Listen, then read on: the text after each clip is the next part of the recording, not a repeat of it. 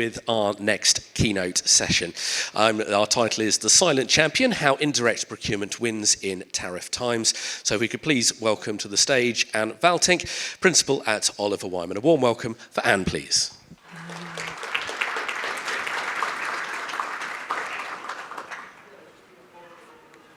Thank you and good morning. My name is Anne Valtink. I'm a principal at Oliver Wyman at the intersection of private equity and performance transformation with a focus on procurement. So I help Fortune 500 companies, large multinationals, but also private equity owned companies optimize their procurement strategies, which involves working with them on category-specific strategies, but also optimize their spend base overall, helping them with AI strategies, and quite often also helping procurement get a stronger voice within the company.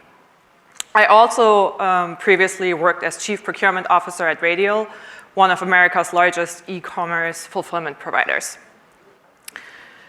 Now, I'm sure you as supply chain and procurement leaders have been faced with all kinds of tariff questions from your leaders. So how exposed is our spend base to the tariffs? What are we doing? How can we best react to some of the faster changes that are happening right now? And one of the first challenges folks naturally think about is the impact on direct materials. So how are costs increasing for direct materials and how do we best tackle that? But in times of economic uncertainty, it's actually a great opportunity to shift your focus away from direct materials a little bit and to ensure that you have your eyes on what's controllable, which is your indirect spend base. And today's talk is about how your indirect procurement strategy can help you right now and how it can help you optimize the impact on not only your procurement team, but also your business's overall strategy. So we're going to kick things off today with a quick overview of indirect procurement. And I know most of you are probably familiar with the terminology, but since we also have folks from the sustainability and the supply chain stage over here, I just want to make sure we're all on the same page regarding what that means. And then we're going to examine the current tariff landscape and discuss how tariffs can impact your cost base, your supply chains, and of course your overall business strategy. Next, I want to shift our focus to why indirect procurement often proves to be more resilient than direct procurement during these turbulent times. And finally, I want to share some very actionable strategies with all of you to help capture value, to mitigate the potential cost impact of tariffs, and to power your organization to help navigate these challenges successfully. So I'll keep this brief, but I'm sure everybody here knows. Indirect procurement refers to the process of acquiring goods and services that are not directly linked to the company's core products, but more to the goods that you produce.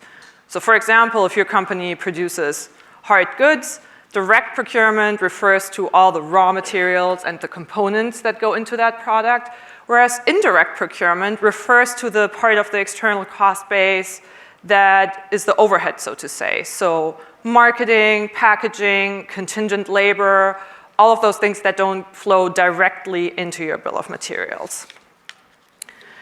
And I mean, as I said in the beginning, I have consulted several Fortune 500 companies and also a lot of PE-owned firms on their procurement strategy, and I'm actually surprised over and over again by how little attention indirect procurement gets.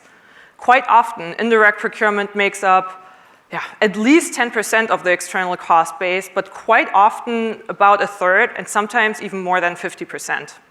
So it plays a critical role in your cost strategy. And tariffs, of course, impact your direct spend across the whole supply chain. So whether that's immediately your tier 1 suppliers or whether it's your tier 2 or your tier 3 suppliers, somewhere along the supply chain, your direct spend is probably impacted by tariffs. So what that means is your indirect procurement strategy is less directly affected and can help as a buffer during those times. Before we get to those precise strategies that I just mentioned, I want to take a quick second and talk about some common misconceptions about indirect spend. So whenever I talk to C-suite members or operation leaders and I bring up indirect spend, the response I get is, well, indirect spend is not really that relevant, right? It's tiny. And as I just said, that's actually not true usually. If it's 10% of your cost base or even more than that, it should be on people's radar. So it's a common misconception that indirect spend is so small that you can ignore it. And secondly, I also often hear misconceptions about savings per se. I often hear, oh, anything related to indirect is probably just cost avoidance and doesn't really hit our P&L, hence we shouldn't care about it that much. That's simply not true. Whether something is cost avoidance or P&L savings is not dependent on whether your spend is direct or indirect. It depends on your method of savings calculation and the way you define your baseline, but it's not related to whether something hits your bill of materials or not. And the one that I probably hear most commonly is this myth about indirect negotiations being easier than direct negotiations with vendors. And before I dive into this, I want to say, I think pricing negotiations are never easy, and supplier relationship management is not simple, as everyone here in this room probably knows. But it's important to differentiate here. For direct materials, of course, you have a lot of volume dependency, a lot of minimum ordered quantity dependency, and it's not easy to negotiate the best possible deal when there's a price index out there that literally shows how much certain goods should cost. So it's difficult to get below that when you negotiate, that's true.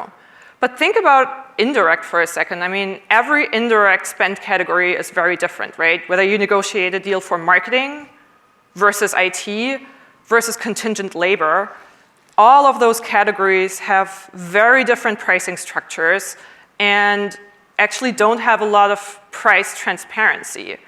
And so when you don't have cost transparency, that means it's easier for vendors to bake in additional cost, which means it's actually tougher to negotiate. So I personally think saying that indirect negotiations are easier than direct is not true. And summing all of these up, that means that indirect actually has a huge impact on your business and probably should not be as deprioritized as it currently is in a lot of organizations. Now, let's draw the link to tariffs. I'm sure all of us are addressing tariffs in some sort of way in your organization right now. And me and my team have been helping a lot of companies in the last few weeks and months with implementing strategies that help navigate these challenges. So whether that's discussing with vendors who should cover the impact of the tariff or pushing certain suppliers to set up facility in lower impact regions, whether it's identifying new suppliers in lower impact regions, or maybe even evaluating in-house production capabilities. Frankly, all of those are good strategies, and I could dive into all the different things you can do about your direct spend, but the reality is how you want to deal with the current supply chain environment right now is A, highly dependent on your company's industry, and B, also very dependent on your risk appetite.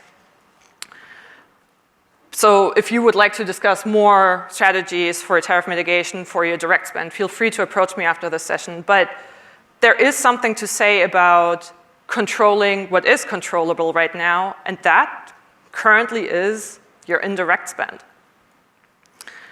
And so, as I said, I'd like to talk about a few strategies for your indirect spend that can achieve rapid cost impact right now. Those three things are invoice auditing, early payment rebates, and leveraging group purchasing organizations. And some of those might sound fairly mundane, but let me go through them one by one. So, invoice auditing, you would be surprised by the amount of companies that don't have systematic invoice auditing in their companies at the moment. So If your company is not systematically auditing all of your external spend invoices right now, it's probably a good idea to get started with that. At the same time, invoice auditing is a very labor-intensive task, and if your company is currently strained for resources, it's difficult to get this set up quickly within your own firm. So in that case, I usually recommend working with an external provider. There are entire companies that are specialized in auditing invoices for certain spend categories and can then work with your vendor to identify invoice mistakes from the past, also retroactively, by the way, up to 3 years back. And then they get paid on a contingent basis, meaning they get your companies the savings back that they deserve based on past invoice mistakes, and then get paid a contingent fee based on the savings that they generate for your company. I highly recommend this approach, and if you don't want to take on too much risk, you can try it out with a category where you have fairly decent data. But if you're not doing this yet, this is something that will generate immediate savings impact for your firm. Secondly, early pay discounts. So as procurement leaders, you probably have some sort of set payment term at your firm, whether that's 45 days, 90 days, 120 days. You probably have some sort of rule for when you pay your vendors. But what a lot of firms don't do so systematically is check when you actually pay your vendors. You may have your rule, and you may be doing a somewhat good job at sticking to that for every contract or not, but what I often see is that companies pay their invoices way faster than they have to.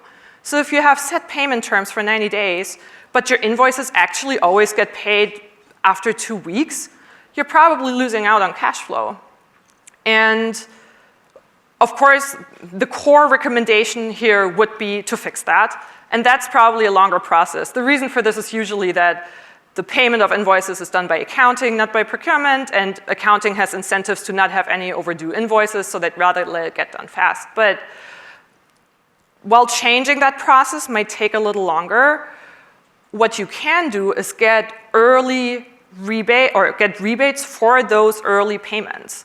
It's not a lot, but if you can't change overnight what the process is looking like right now, the least you can do is get an early payment rebate from your vendor.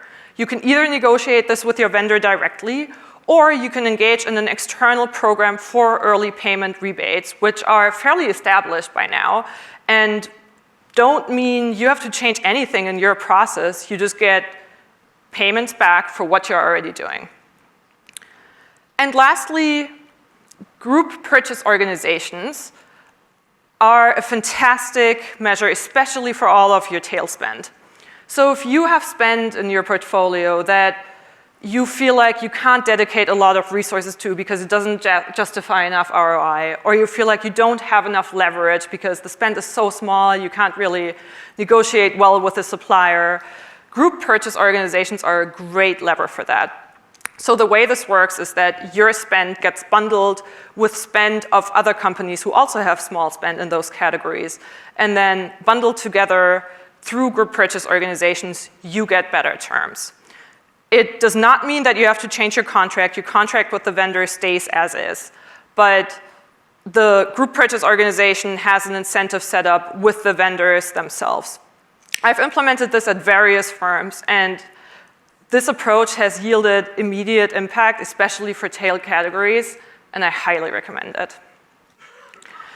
And then something we don't have time to dive into today too much are, of course, all the category-specific levers. So for all your major spend categories, whether that's contingent labor, whether that's logistics, whether that's other categories, the markets are moving so much right now, it's probably worth reinvestigating where you could renegotiate contracts and also where you can lean into the relationship with your suppliers. If you're a procurement leader, these levers on the left-hand side can help you achieve rapid impact in your organizations. But what's also important to keep in mind is that your teams have to be resourced correctly. Your indirect procurement teams need the right tools, and we've talked a lot about AI on this stage during the last few hours and also yesterday. So your teams need the right tools and also the right headcount in order to be able to focus on this. And don't get me wrong, with this I'm not trying to say that direct procurement should be deprioritized. Of course, in these current times it shouldn't be. But there is something to say about whether you should put all of your focus into trying to control the somewhat uncontrollable, or whether you should also keep at least partial focus on the other side of the coin. And that, in these times, is indirect spend. Thank you very much.